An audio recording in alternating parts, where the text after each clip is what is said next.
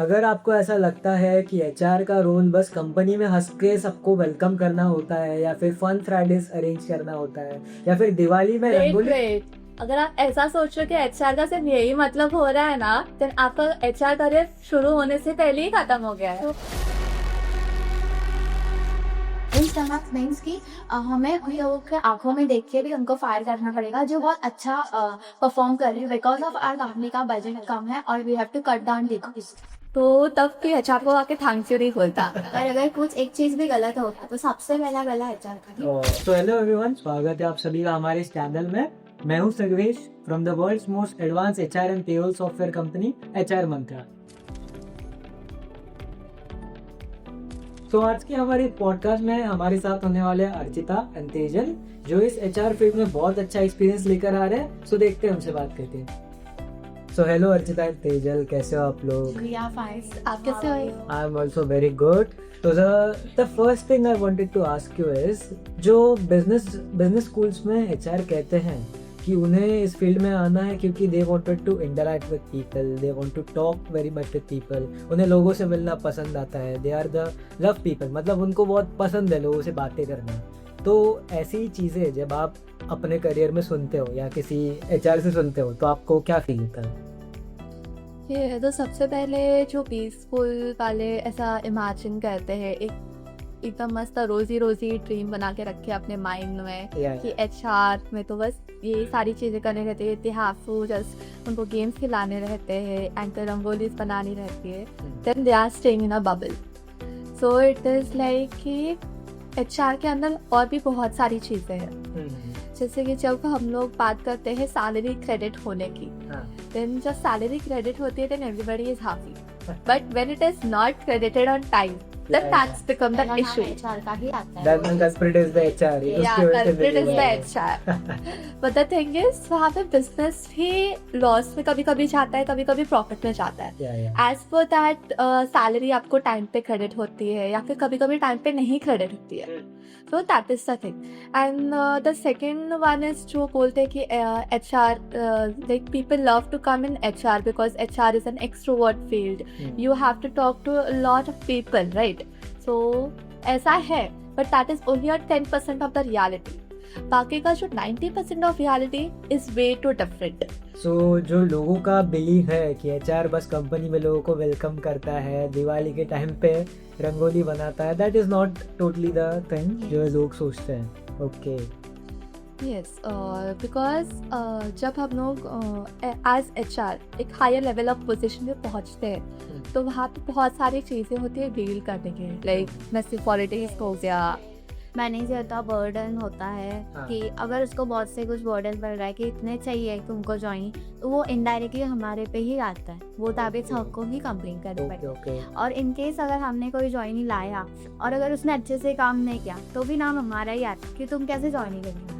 So the HR is the bear holder, ये सारी चीज़ हो गया है। And the last one I would like to add is कि जब ऑफिस से सब कुछ अच्छा चल रहा होता है, employees are really happy with their job, they have a work-life balance in their life, तो तब कोई एचआर को आके थैंक यू नहीं बोलता। पर अगर कुछ एक चीज भी गलत हो गया तो सबसे पहला गला एचआर का ही। सबसे पहली गाली एचआर So को। that's so sad. That's the harsh truth actually, जो हम सबको जानना चाहिए।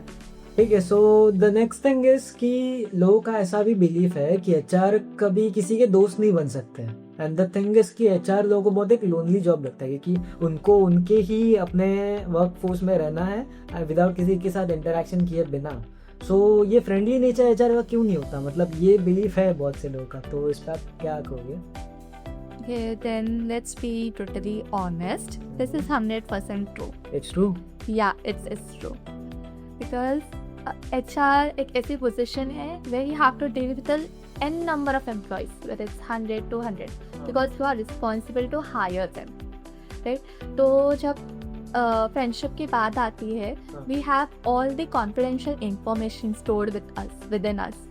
सेंसिटिव इंफॉर्मेशन की कौन परफॉर्मेंस इम्प्रूवमेंट प्लान पे जा सकता है, हम लोग आगे जाके कितने लोगों को हायर करने वाले हैं, किसको रिप्लेस करने वाले हैं, एंड फिर जो ही सैलरी कितनी है। या सो अगर हमने किसी से फ्रेंडशिप किया या फिर हम किसी के क्लोज फ्रेंड हो गए तो हमें फिर हमारी जो कंपनी गोल है उसको हमें किधर ना किधर मोरल्स को सेक्रीफाइस करना पड़ेगा, क्योंकि कभी ना कभी अगर आगे जाके हमको डिसिप्लिन या एक्शन लेना पड़ा हमारे वो वन फ्रेंड के अगेंस्ट, तो हम फिर 100% वो प्रोवाइड नहीं कर पाएंगे जो कंपनी को चाहिए। तो वापस सो द थिंग इज कि जब आप जैसे अब हम सारे डिपार्टमेंट्स में देखते हैं कंपनी में, हर किसी डिपार्टमेंट में जाते हैं, मेजरली द सेल्स डिपार्टमेंट, उनको अपने काम का बहुत ज़्यादा लोड होता है, तो अपना लोड शेयर करने के लिए दे यूज टू गॉसिप, मतलब अगर कहीं पे भी canteen area, cafeteria, we where they use to gossip, मतलब वो लोग का गॉसिप चालू ही रहता है कंपनी के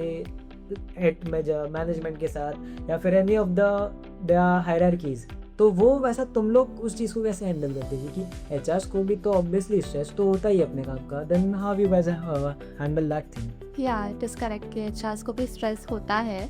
तो आपने अभी बोला कि बहुत सारे फील्ड में लाइक अभी सेल्स हो गया, फिर and other field other department also उनको स्ट्रेस होता है, तो उन लोग का स्ट्रेस वेंट आउट करने के लिए they have their teammates, they have their team members. But HR as she said कि हम ज़्यादा किसी के साथ दोस्ती नहीं कर सकते, बिकॉज आगे जाके वो हम पर ही भारी पड़ने वाला है। तो इसकी वजह से हम लोग को भी बॉस पे गुस्सा आता है, बट हम लोग को वेंट आउट नहीं कर सकते। हम किसी के साथ जाके उनकी चुगलियां गॉसिप्स नहीं कर सकते कर जैसे दूसरे डिपार्टमेंट कर सकते। So it is the loneliest job according to us. Okay, so that's the thing. Okay, that makes sense. Very good answer. ठीक है, so let's now address the biggest elephant in the room. Internet पे आजकल एक debate चल रहा है कि HR किसी के साइड नहीं होता है, तो एचआर एक्चुअली एम्प्लॉय के जॉब प्रोटेक्शन के लिए होता है या कंपनी को सेव करने के लिए होता है? What's the thing? Okay, so इसमें in my opinion it is कि एचआर को सैलरी कौन देता है? कंपनी देती है, राइट। तो प्राइमरीली अगर हम ये सोचे कि एचआर कंपनी के साइड होता है, राइट, सबसे पहला उसका रोल है कि HR is there to protect the company. Okay, but इसमें भी एक कैच है। यस, कि अभी एक अच्छा एचआर उसको ही बोलेंगे, बिकॉज देखो एम्प्लॉय से ही कंपनी चलती है। अगर एम्प्लॉयज हो गए नहीं तो कंपनी का कोई मतलब ही नहीं है। So employees is the core of the company. तो अगर कोई एचआर खाली एक्सेल नंबर के शीट समझ रहा है कि एम्प्लॉयज खाली एक एक्सेल नंबर्स है और उनको कुछ वो नहीं कर रहा है, तो उसके वजह से एक अच्छा एचआर ये होता है कि जो एम्प्लॉयज़ को भी समझे, उनके भी इमोशनल ब्रेकडाउन्स, मेंटल हेल्थ का भी जो है वो समझे और एक अच्छा लीडरशिप कर सके। एंड इसमें ये भी है कि एक एज शी सेड कि बिजनेस लोगों से बनता है, एम्प्लॉयज से बनता है, बट अगर हमारे टॉप टैलेंट्स ऐसे ही छोड़ के चले जाएंगे तो बिजनेस ही हमारा फेल हो जाएगा, राइट। सो एचआर एम्प्लॉयज के साइड होते if they are performing, if they are performing, only if they are performing, Yes, and correct. only if they are benefiting the company. only if they are beneficial for the company. तो ये बात सच है कि मतलब HR किसी का सगा नहीं होता है। Yeah, it is. You can say हाँ, बिकॉज एचआर का काम ये भी होता है कि हाँ टॉप टैलेंट्स छोड़ के नहीं जाने चाहिए, बिकॉज अगर वो छोड़ के चले गए तो हमारे जो अट्रैक्शन रेट है, that is the turnover rate, it will तो स्काईरॉकेट हो जाएगा। एंड अगर मुझे side by side like on the other hand मुझे बिजनेस का भी ध्यान रखना है कि ऐसा नहीं होना चाहिए कि मैं एम्प्लॉयज़ की वजह से बिजनेस पे कॉम्प्रोमाइज़ कर रही हूँ। बिजनेस के अंदर जो स्ट्रैटेजिक मैनेजमेंट लगती है लोगों को हायर करने के लिए, मैं उस पर कॉम्प्रोमाइज़ नहीं कर सकती। अगर एम्प्लॉय अच्छा है, if he is performing well, then मैं मैनेजमेंट को समझा सकती हूँ कि हाउ लाइक इसको हम लोग वो एम्प्लॉय का वर्थ क्या अपने आने में रखने के लिए। So basically we are the mediators between employee and the management. ठीक है, सो बेसिकली कंपनी के बारे में और एम्प्लॉय के बारे में दोनों के बारे में एचआर सोच रहा है, but majorly for the company. No, but हम बैलेंस करके चलते हैं। That's the thing. Actually, that makes sense. Okay. ठीक है, तो अब एक प्रैक्टिकल बात पे आते हैं। इस डिपार्टमेंट में आने वाले लोग ऐसा पूछते हैं कि दे वांटेड कि मतलब एमबीए करना वर्थ है कि नहीं उनके लिए, मतलब if they wanted to enter in this field, तो क्या एक डिग्री जरूरी होती है या बिना एमबीए के लिए they can enter in this?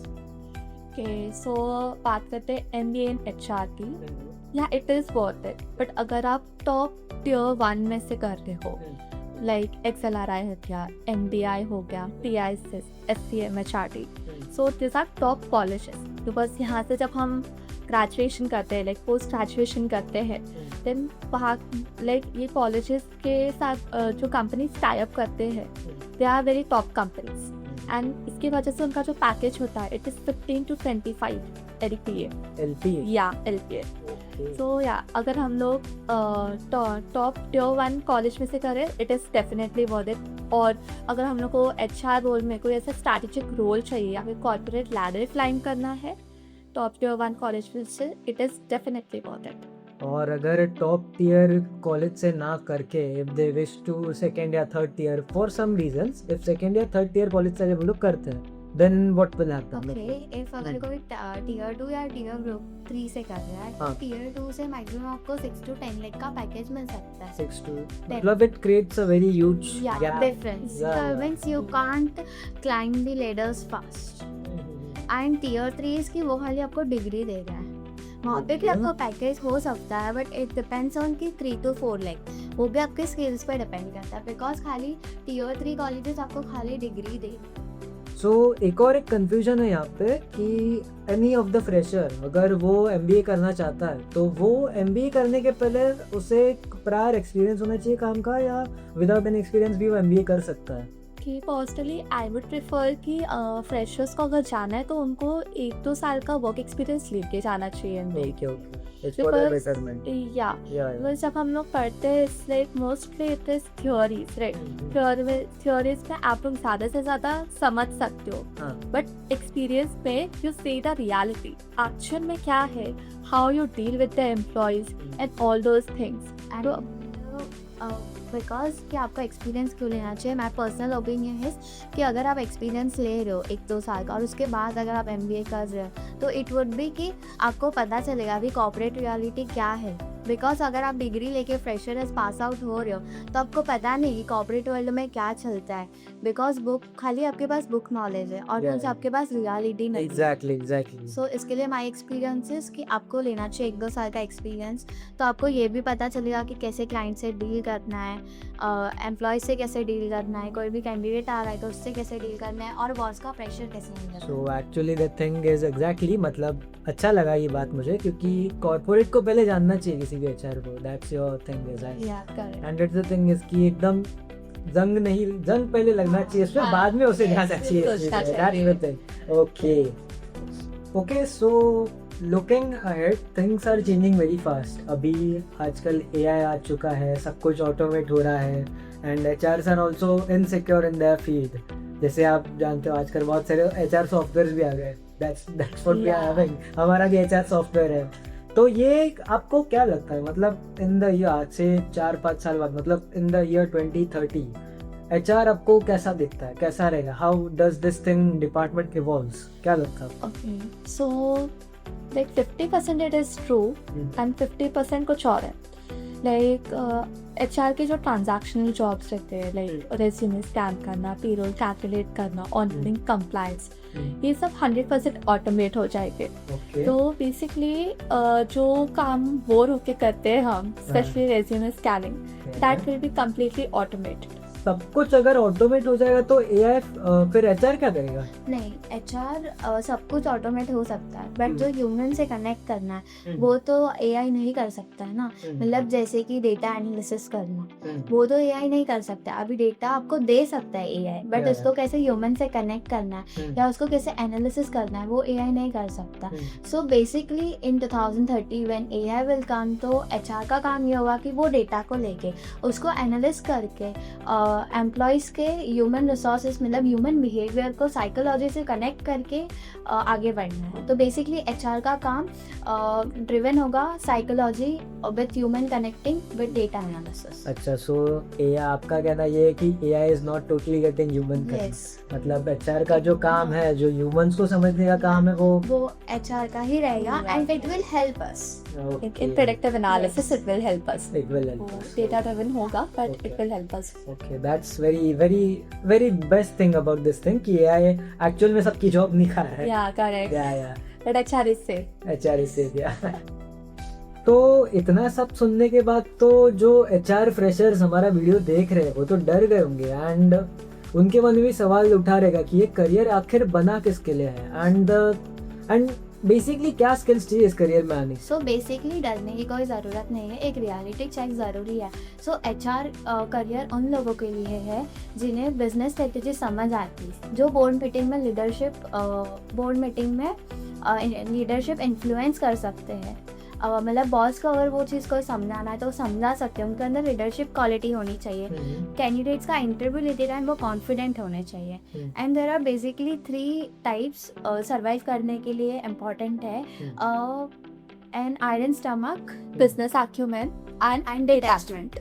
So an iron stomach means कि हमें उन लोगों के आंखों में देख के भी उनको फायर करना पड़ेगा जो बहुत अच्छा परफॉर्म करे, बिकॉज ऑफ आवर कंपनी का बजट कम है और we have to cut down the cost. And business acumen में it is like ये HR is not just admin. HR को business strategy भी समझ में आनी चाहिए, business models भी समझ में आने चाहिए. But on the other side उसको employee के साथ empathy भी होनी चाहिए. Now that HR should understand human psychology as well. So these are the combination of these 2 things. And detachment है कि हम हर एक एम्प्लॉय का रोना, HR अगर हर एक एम्प्लॉय का टेंशन या फिर उसका रोना धोना उसके घर पे लेके जाएगा तो वो 6 months में ही फेड अप हो जाएगा। Yeah, exactly. So We should learn to switch off. Okay so guys, HR field ये बस ह्यूमंस को या फिर ह्यूमन जितने एम्प्लॉयज हैं उनको मैनेज करना नहीं होता है। It's basically about managing the humans जो इस कंपनी में काम कर रहे हैं। तो ऐसा नहीं है, ये एक बहुत ही कॉम्प्लेक्स बट एक वाइटल जॉब है जिसे करने के लिए एक बहुत sharp mind and it took so much of efforts. So अगर आप इस फील्ड में आने का सोच रहे हो या फिर करंटली वर्क कर रहे हो तो अपने सबसे क्रेजी किस्से अपने कंपनी के हमें कमेंट्स में बताओ।